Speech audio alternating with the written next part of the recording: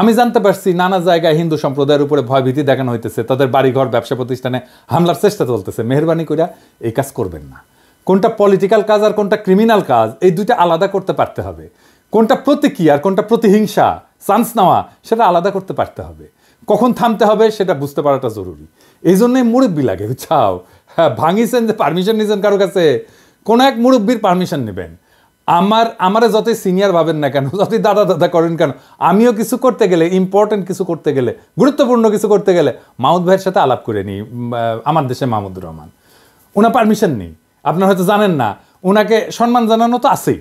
তারপরে একটা ওপিনিয়ন, যিনি আমারই মুরব্বী, আমার মতোই চিন্তা করেন, তিনি এটার ঝুঁকি সুবিধা মূল্যায়ন করে আমাকে একটা সৎ পরামর্শ সাজেশন দেবেন। তবে 32 নম্বর বুলডোজার চালানো নিয়ে আমি ওনার কোনো পারমিশন নেই নাই, এখানে বেয়াদবি করেছি আর কি। যাই হোক, এখন এই ভাঙাভাঙি বন্ধ করা নিয়ে আমার কথা শুনেন না, প্রফেসর ইউনূসের কথা তো শুনবেন। উনি তো মানা করেছেন, এইবার থামেন। এই যে দেখেন, উনি আমাদের সবার মুরব্বী, মানা করছেন প্লিজ ভাঙাভাঙি বন্ধ। হিন্দু সম্প্রদায়ের ভাইরা আপনারা নিশ্চিন্ত থাকেন। কেউ যদি হুমকি দেয় আমাকে রিস্ক করবেন, ইলিয়াসকে রিস্ক করবেন, পুলিশকে রিস্ক করবেন তো অবশ্যই। মানে আমরা দেখবো কারা শয়তানি করতেছে, আমরা সাহায্য করব। আমাদের রিস্ক করার কোনো না কোনো রাস্তা আছেই, আমার নাম্বার অনেকের কাছেই আছে।